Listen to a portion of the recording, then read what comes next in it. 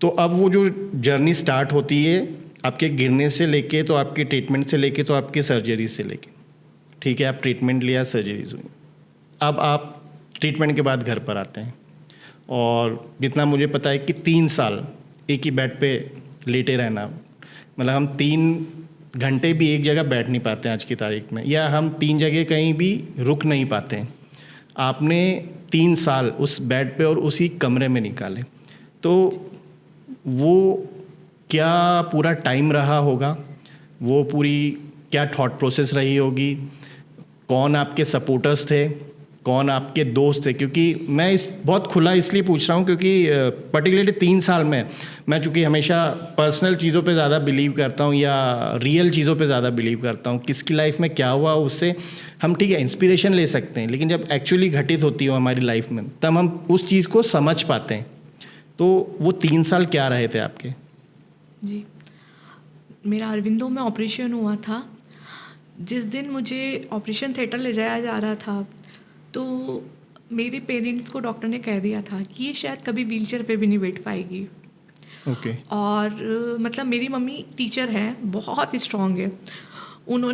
मैंने उनसे बोला क्या हुआ है मुझे, तो उन्होंने बोला कुछ नहीं, सब ठीक है, अभी डॉक्टर ने बोल दिया है कि 3 महीने बाद ये चली जाएगी, अपनी जॉब ज्वाइन कर लेगी, तेरा नोएडा में आया है ना तो बिल्कुल वहाँ जाके ज्वाइन कर लेगी। मैंने बोला ठीक है।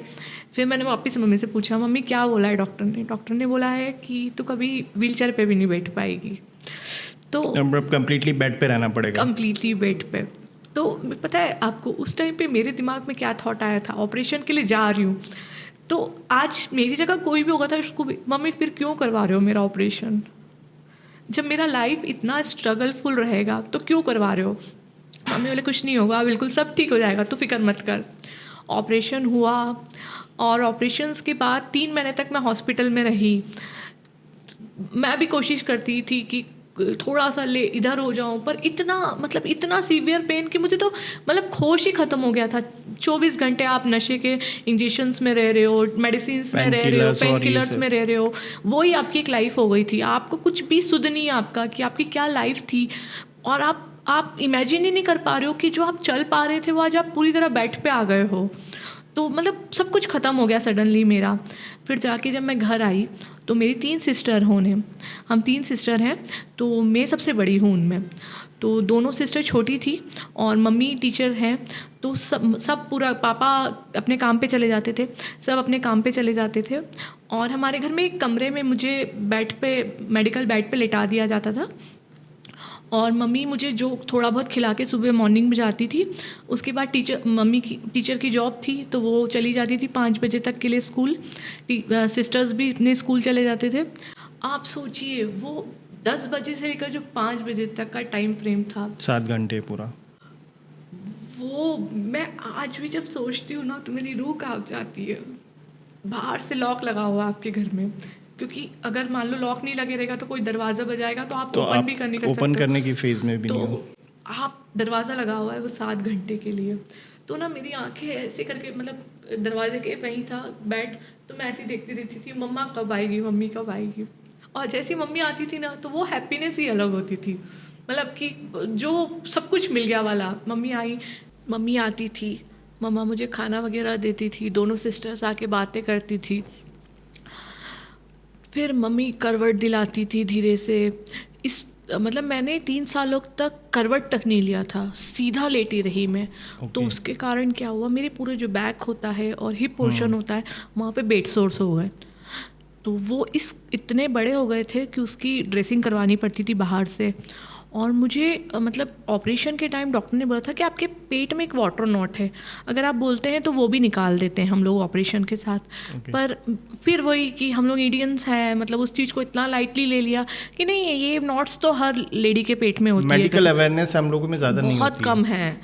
तो फिर उसको ऑपरेट नहीं करवाया, और 1 साल के बाद वो एक नारियल होता है ना, अपना कच्चा नारियल, इतनी बड़ी मेरे पेट में फैल गई थी वो ना, तो उस चीज़ को ऑपरेट करवाया। बेड सोर्स के ऑपरेशंस होते रहिए, तो मतलब बहुत स्ट्रगलफुल लाइफ रही।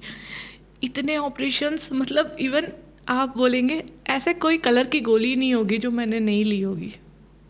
और मैं इंजेक्शंस काउंट करती थी तो मेरे इंजेक्शंस तो 10,000 के ऊपर निकल गए थे।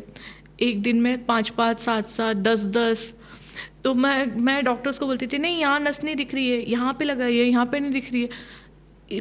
धीरे धीरे हाथों में नसें ख़त्म हो गई, फिर गले में डायरेक्ट आपको इंजेक्ट करने लगे इंजेक्शंस, तो मतलब पैरों में डालने लगे। तो मतलब वो जो लाइफ थी ना, आप सोच नहीं सकते हैं कि मैंने उस टाइम पे कैसे अपने आप को ज़िंदा रखा होगा। हर दिन मरती थी। वो इंजेक्शन जब अंदर जाता है ना, तो वो जो एक पेन होता है, तो वो तो मतलब बोलते हैं ना लाइफ होती जा रही थी धीरे धीरे। इंजेक्शंस वगैरह के स्पॉट्स भी होने लगते हैं, कई जगह हो जाते थे, बॉडी एकदम ख़त्म हो गया था।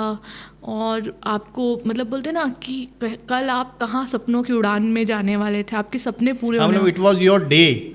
हाँ, जब हम कुछ अलग अचीव विजुलाइज कर रहे थे, हाँ, कुछ अलग सोच रहे थे। हाँ, आपने इतनी मेहनत करी थी, वो सबका पेबैक आने वाला था, और सडनली कुछ और हो गया लाइफ में। और ख़ास तौर पर जब जैसा आपने बताया कि आप घर के सबसे बड़े बेटी हैं, हाँ, और घर के सबसे बड़ा बच्चा होना, it's like more over a CEO of a company, क्योंकि उस CEO से उस घर के बहुत सारी एक्सपेक्टेशंस होती हैं, बहुत सारे ड्रीम्स होते हैं कि, और ख़ास करके पेरेंट्स के, क्योंकि पेरेंट्स ने भी ऑल टुगेदर एक लंबी स्ट्रगल करके हम लोग को इस काबिल बनाया जी। और आज अब पेबैक का टाइम हुआ है तो फिर हम लाइबिलिटी बन जाते हैं। बिल्कुल। और पर्टिकुलर उस फेज़ में पेरेंट्स का इतना सपोर्ट मिलना बड़ा मुश्किल होता है। मेरा उस टाइम पे मतलब जो एज थी, उस टाइम पे मम्मी थोड़े बहुत मेरे लिए लड़कों के रिश्ते भी देख रही थी। मेरी छोटी सिस्टर उन पूरी मेरे पे डिपेंडेंट थी। उनको ये था, हाँ, कि उनको ये था कि दीदी जो बोलेगी हम वो करेंगे। अब वो भी मुझे इस कदर नहीं देख पाती थी। मेरी जो छोटी सिस्टर थी तो उसको तो हॉस्पिटल्स वगैरह से बहुत डर लगता था, तो वो 3 महीने फोबिया हो जाता है। हाँ, क्योंकि मैं 3 महीने तक हॉस्पिटल में रही हूँ, मुझे एक बार भी देखने नहीं आई। और मैं जब घर आई हूँ ना, तो वो मुझे ऐसे पकड़ के रोई है ना कि मैं आपको बता नहीं सकती हूँ। बोले दीदी तुझे क्या हो गया था, कैसे हो गया था ये सब, अब कब ठीक होगी। मैं उसको जवाब नहीं दे सकती थी उस बातों का। आज जब मैं लाइफ में स्ट्रगल करके यहाँ तक आई हूँ, तो वो बोलती है कि मेरी दीदी को मैंने फिर से पा लिया है। मुझे लगता था दीदी वहीं ख़त्म हो जाएगी, पर आज जो तूने करके दिखाया ना, वो शायद दुनिया में मैं भी नहीं कभी कर पाऊँगी, वो जो तूने करके दिखाया है। तो वो बहुत प्रेशर था कि 3 बहनों में सबसे बड़ी होना, अपनी दोनों बहनों को क्या सिखाऊंगी मैं आगे।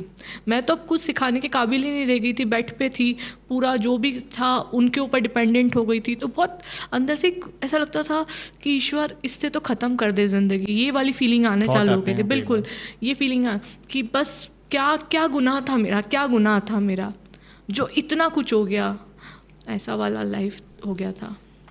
अच्छा दी, मैं आपकी अभी ये जो मतलब इसको जर्नी नहीं बोलूँगा, क्योंकि it is all together a trouble, जो शायद ही मतलब किसी की लाइफ में होना चाहिए, या हो भी तो इतने पेनफुल नहीं होना चाहिए कि उसके सॉल्यूशन ही नहीं हो लाइफ में। एक होता है ना, एक पॉइंट होता है किसी चीज़ का कि सॉल्यूशन है तो चलो कोप अप करेंगे और आगे बढ़ेंगे, लेकिन कुछ ऐसी चीज़ होना जिसका पता है कि सॉल्यूशन नहीं है।